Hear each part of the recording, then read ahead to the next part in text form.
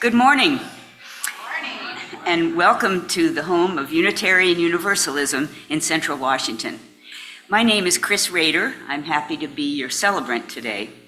Deb Miller is our service leader, and Andres Tapia will be guest speaker. If today is your first time at CUUF, we're so glad you're here. Of course, we're glad everyone is here. We welcome every person of goodwill, just as you are. Whatever body you inhabit, whatever your religious background, you are welcome at CUUF. We invite everyone to join us for coffee, treats, and conversation after the service, both in person and on Zoom. And for those who would like, there will be an opportunity after the service for further discussion of today's topic. For the folks on Zoom, you'll find the order of service and the lyrics to the songs in the chat.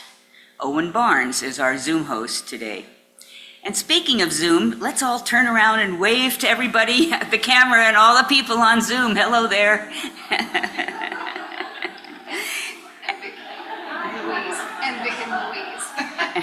Yeah. And now please take a moment to greet the people around you in front or behind or whatever. Say hello.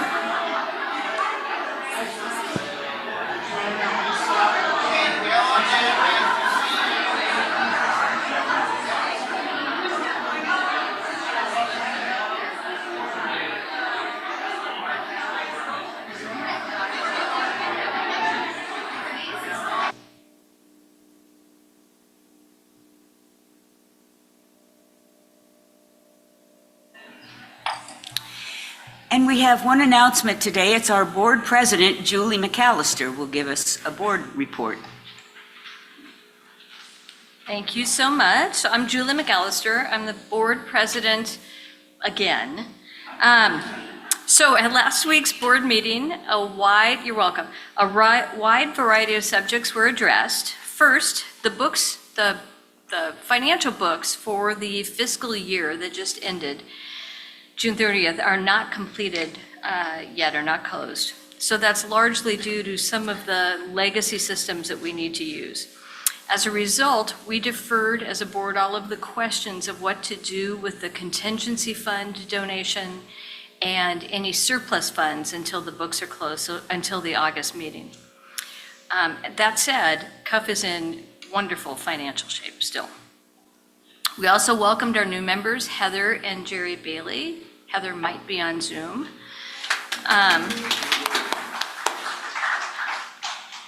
And the board also planned the next after service with the board. So that's where the board is here and finance is here to answer any questions and provide some information. And that will be September 8th after the water service, which also reminds me, collect your water for the water service, where we all put it together and share its meaning and then water the tree. We are planning for Reverend Thomas's installation service, and there is a planning team working on that.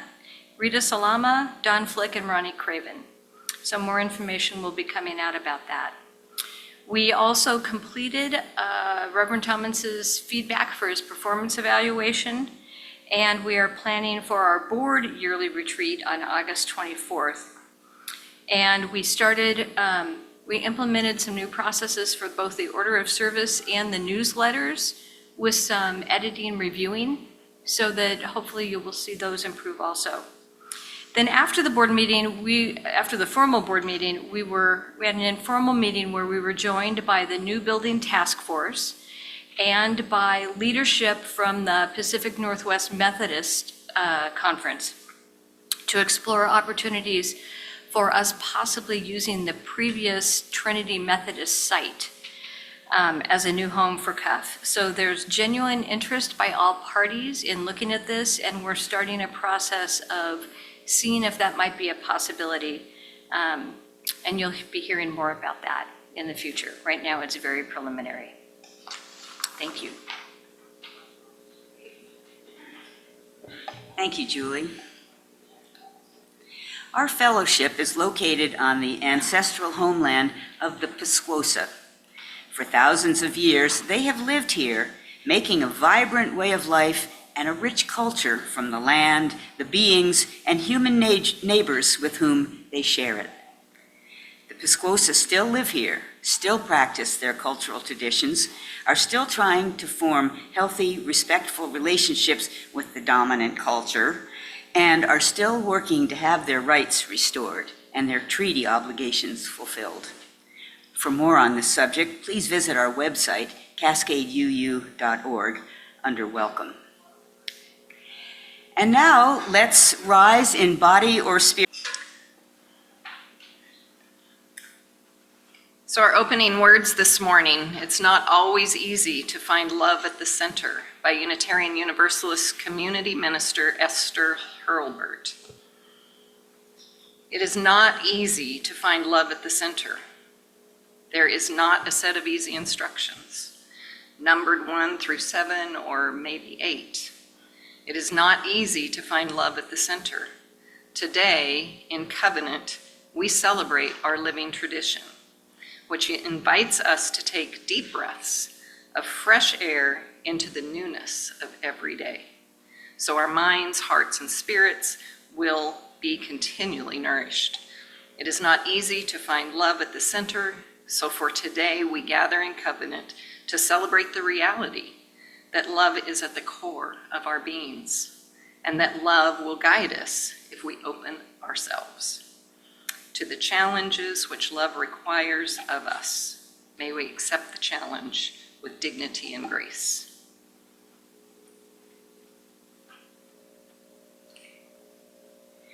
The chalice and flame symbolize our congregation gathered in principles and faith. It's an image commonly used in Unitarian Universalism. If you at home have your chalice with you, please join now in lighting it.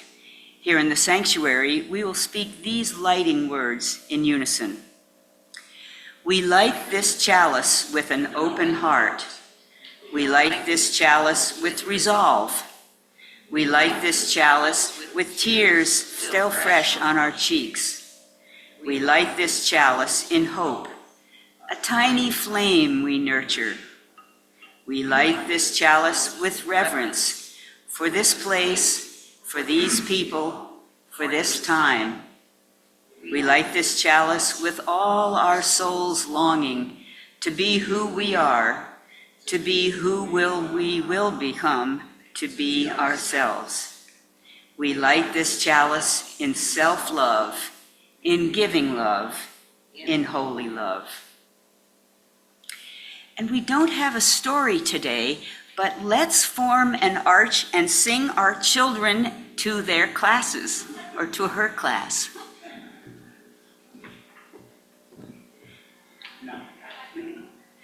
What's the song? Okay. Now go with each other to find meaning in the spirit of love that we share. Now go with each other to find meaning in the spirit of love that we share. We have 2 readings today. The first is from Father Richard Rohr. For much of my life, I've been trying to facilitate transformation, conversion, change of consciousness, change of mind. The transformed mind lets us see how we process reality. It allows us to step back from our own personal processor so we can be more honest about what is really happening. Transformation isn't merely a change of morals, group affiliation, or belief system, although it might lead to that, but a change at the very heart of the way we receive and pass on each moment.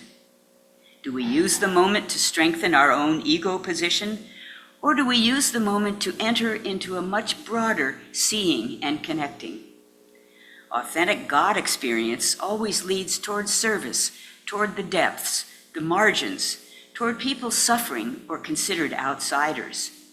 Little by little, we allow our politics, economics, classism, sexism, racism, homophobia, and all superiority games to lose their former rationale.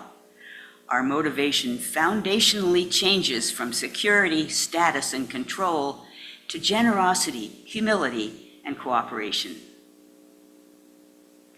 Our second reading is by Bobby Bridger called Arrows of Light. There's a power we all know. It holds the string and bends the bow. It hurls us into empty space to find the place where we all belong. We're all arrows of light shot from bows shining so bright. Were we aimed, or do we find our own course? Yes, we're all arrows of light, shining to shadows of fright. Is the target the heart of the source?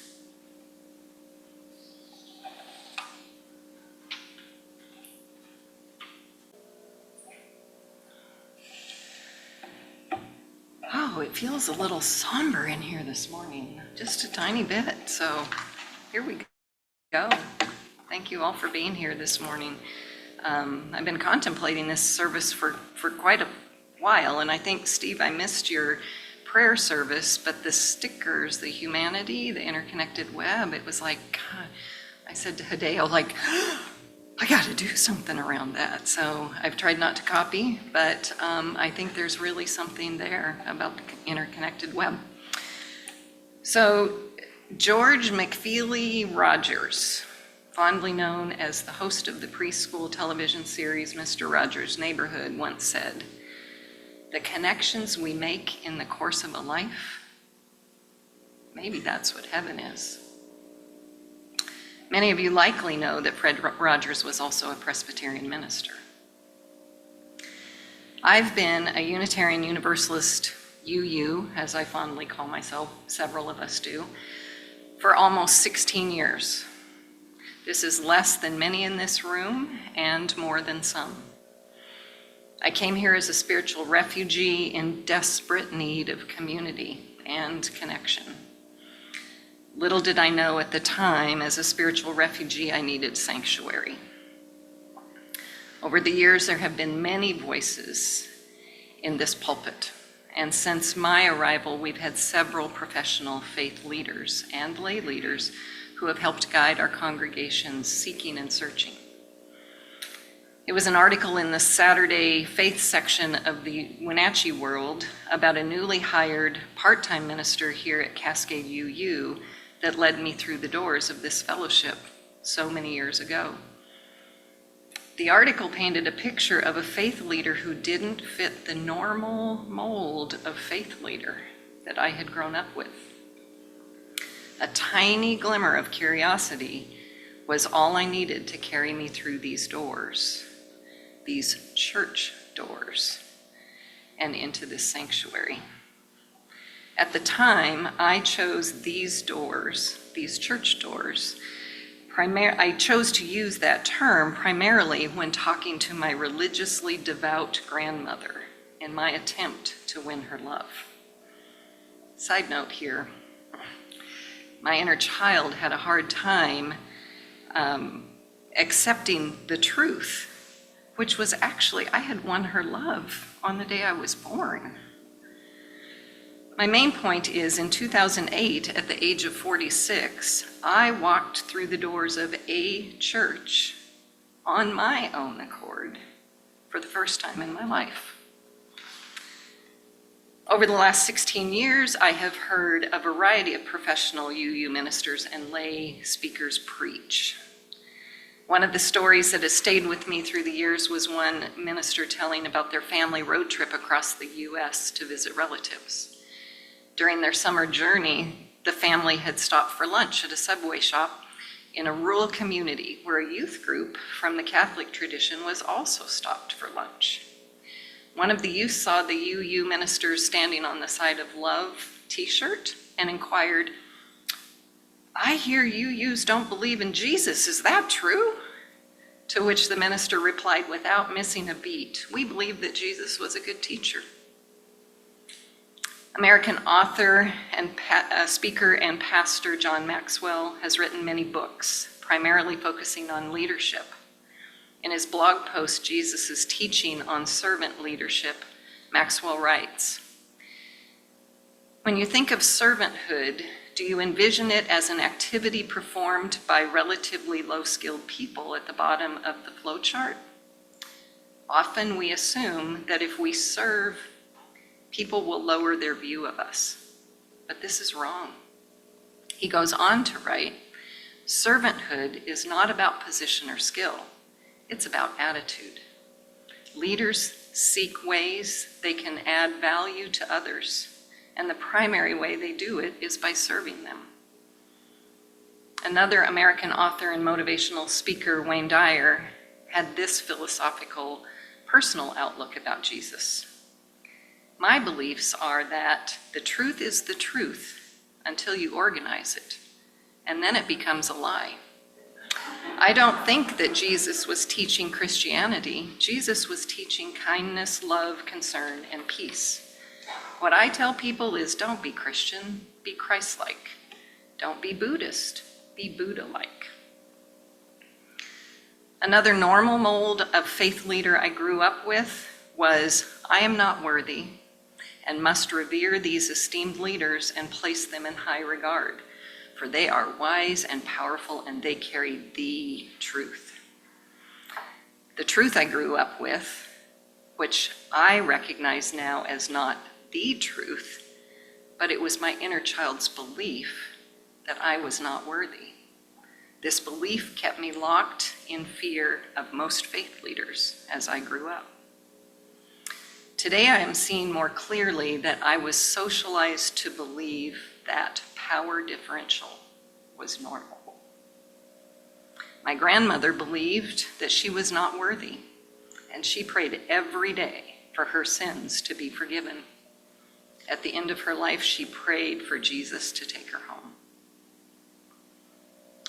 Over the years, I've heard other stories that continue to remind me that faith leaders are human, just like me. I sense there's probably maybe some eye rolling in here. I know several of you fairly well, and you're thinking, Deb, of course they're human, right? Yes, I know that. The adult Deb knows that. But still, my inner child in me needs grace and love, as she has to learn a different belief than what she was raised with. I'm learning how to give her love and grace, and I remind her, as well as those around me, that we are all more alike than we are different. I've heard vulnerable stories shared by professional faith leaders who told me their Me Too story. I've read homilies and magazine articles about faith leaders who have struggled or are struggling with addiction, and some who have been accused of professional misconduct, resulting in findings of both guilty and not guilty. I would venture the list goes on. However, my point here is simply that even ministers have stories under the surface. They too struggle with shining to shadows of fright. This morning, we will hear a couple stories of love and service in our community. One is a short video story from the perspective of a person who has lived experiences and has been a recipient of social services from community providers. The second story is from one who serves within a social service agency. Both stories are interconnected. I challenge you to listen closely for the subtle shifts of believing within each of them. Listen for the shifts from a life of ambition to a life of meaning in their stories. How does humility shape each of their stories? So first, we're going to watch a short video of my friend Joey. He is sharing his personal story. It's actually a few years old, but it is still his story, and he still tells it, of addiction and recovery, and hear about his journey through the social care system to long-term recovery. I met Joey at the first meeting of the Central Washington Recovery Coalition around 2017. I love Joey like a little brother, and I'm so honored to have walked beside him and be a willing servant with him as he set his goals and worked hard to achieve his dream of building a recovery coach network in North Central Washington. Darius, can you cue up the YouTube? Thank you. People that have never had to deal with the epidemic, I would like them to know that we are people. I'm gonna talk to all you addicts out there that's got yourself a great big joke, and you done tried all the methadone. I shattered my ankle, tore my Achilles tendon. I ended up going to the ER that night, having surgery, and that's when I was introduced to opiates. Initially, they were prescribing me Percocet 5 milligrams, and the doctor had told me that I would probably be on these for the rest of my life, and they would test your pee to make sure that you were using the pills. I had went to the bar the previous night, and I ended up using some cocaine that night. So when I went in to get my regular monthly prescription, I took my UA like normal, didn't even think nothing about it, and it's 30 for cocaine, and instantly I was black flagged. You know, initially they treat you like you're a patient, but once they know that you abuse the narcotics and that you're a drug addict, they look down on you. It was really hard to deal with. Every time I'd go to the doctor, I would feel that way, and it's something that I want to try to fix. Before I got prescribed pills, I had a wonderful job. I had a really good life, and it took everything away from me that was good. A friend of mine introduced me to heroin. It was much cheaper. It was more readily available. There was no questions, no P tests, no nothing, and it took care of the pain. The very last time I went to jail for some pretty serious charges, I got a visit. It was like New Year's Eve, and it ended up being my oldest daughter's mother that I hadn't seen for almost the whole decade. I was out using heroin. And she told me that her father had just passed away. And she was there to tell me that she didn't want our daughter to go through what she had just went through. And that moment, something changed. I'd been out there so long in this state of homelessness and running the streets that I didn't think anybody out there even cared about me anymore. And matter of fact, I didn't even care about myself.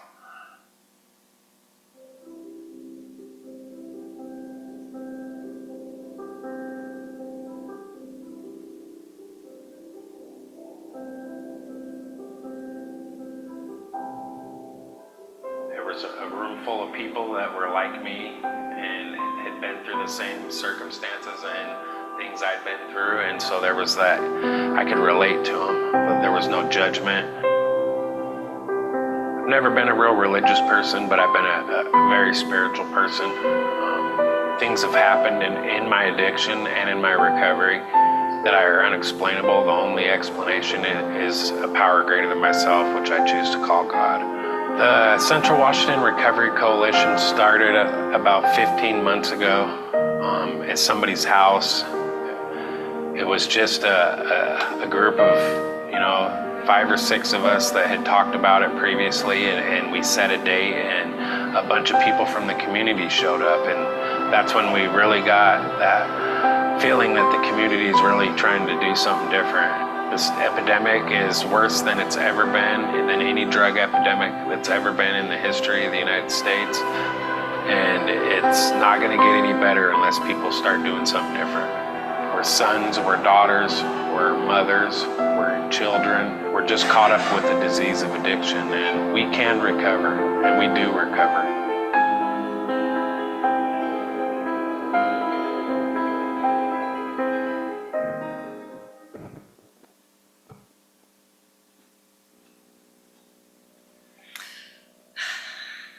That was a few years ago. I was just whispering to Chris that I think Peyton, the little girl on the playground, I want to say she was in kindergarten. She's probably going into first grade. Joey's doing really well. Joey works for the Thriving Together North Central Washington, a regional not-for-profit where he is program manager for the Recovery Coach Network. They have trained 200 recovery coaches in our region. 60 of them are employed as recovery coaches. So it's a really incredible story, and he's an incredible human. I will also admit that, I didn't think about bringing this into the service until the last minute. I didn't ask him, but it's public domain. But I did reach out to him, and every time I ask him permission, he just says, Deb, you can give my number away. I will help you. You don't have to ask every time. So,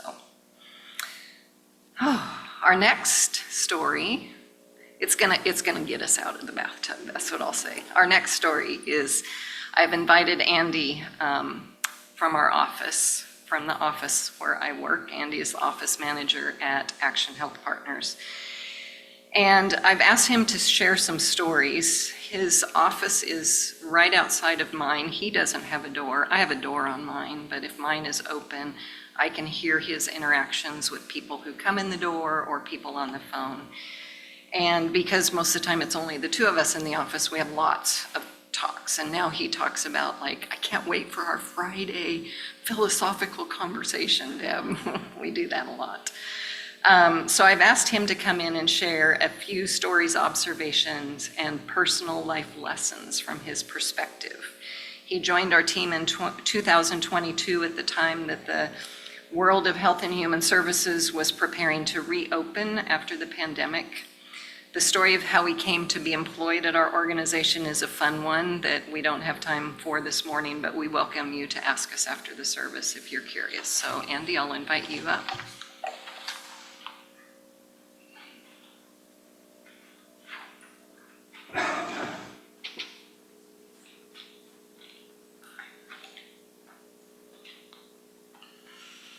When I was talking to Deb one day, she made me realize something. What if the people we are serving are healing us instead of us healing them? I came to this conclusion when I started to realize, in fact, I had learned a lot from the people that I was serving. I didn't even realize I was doing it. These people who didn't even know me were teaching me things like how to show grace.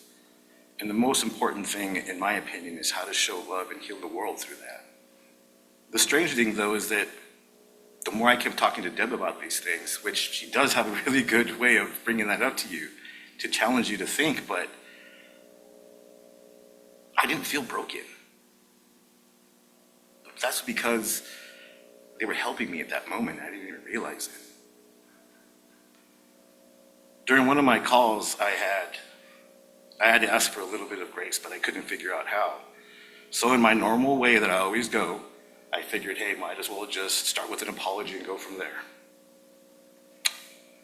I was a little bit late calling them. It was 5 days late, and I was hoping that my apology would not anger them, as most of my calls, sometimes people will start yelling at me. She was quick to shut me down and tell me that I didn't need to apologize because what I was going through was out of my hands. What she taught me in that moment was, even though that things may be rough, I must give myself a break too, because sometimes things are just out of my control. So why apologize for something that I didn't even do?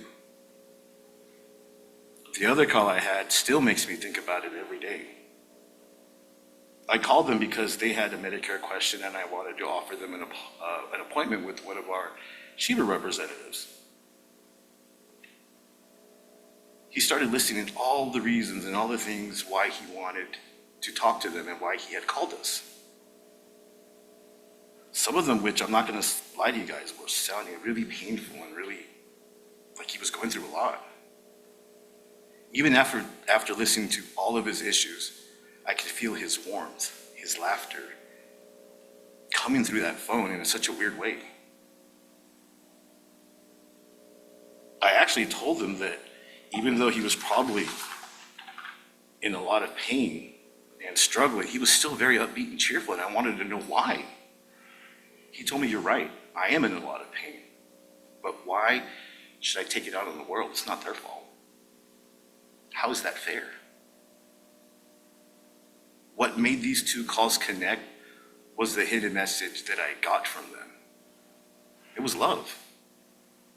The first call not only showed me how to accept grace, but showed me that I needed to love myself too.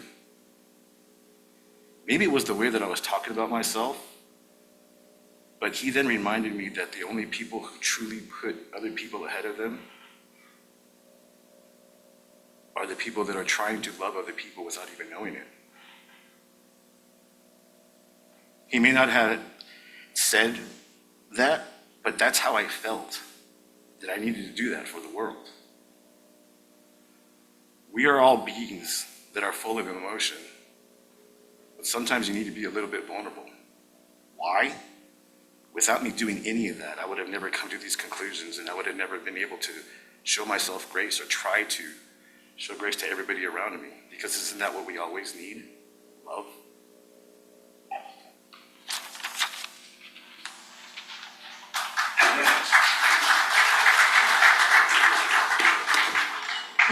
Thank you, Andy. We've been practicing. Oh, did you hear the love in both of those stories? Did you feel a shift at all? Did you witness arrows of light?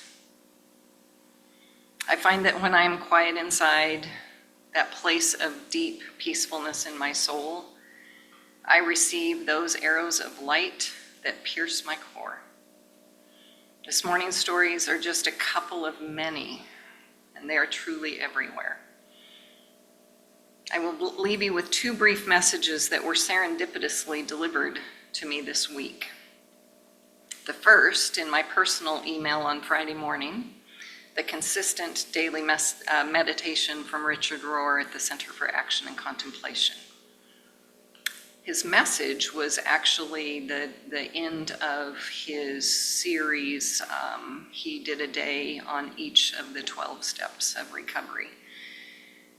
And this one was pulling it all together. I think the prayer and meditation step.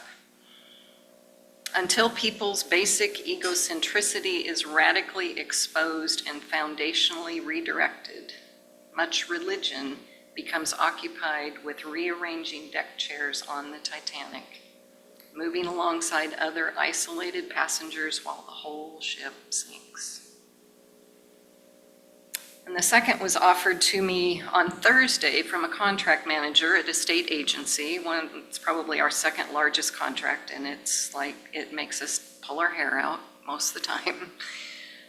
This manager is currently reading Octavia Butler's book, Parable of the Sower.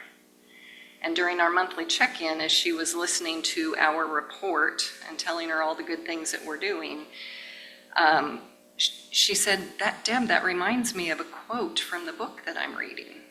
And this quote is, "All that you touch, you change. All that you change, changes you. The only lasting truth is change." May it be so. The offertory is an ancient element of worship. The act of giving, regardless of amount, is a spiritual practice that expresses our thankfulness and generosity. We live these values and abundance. Joyfully sharing our gifts and strengths in service to the greater good is one way that we create the beloved community. We will now receive the offering.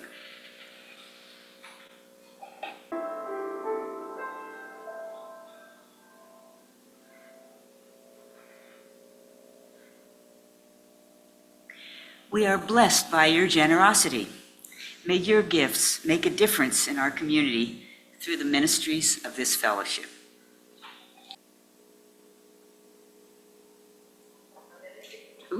Our benediction is by L.R. Naust. Here's to the bridge builders, the hand holders, the light bringers, those extraordinary souls wrapped in ordinary lives who quietly weave threads of humanity into an inhumane world. They are the unsung heroes in a world at war with itself. They are the whisperers of hope that peace is possible. Look for them in this present darkness. Light your candle with their flame, and then go.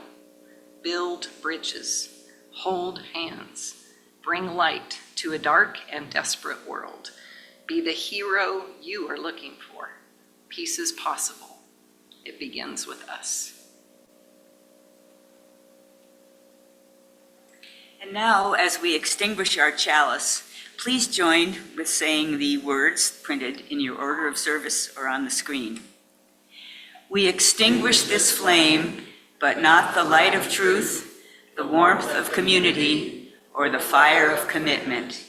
These we carry in our hearts until we are together again. And now let's form a circle around the outside and sing our final song.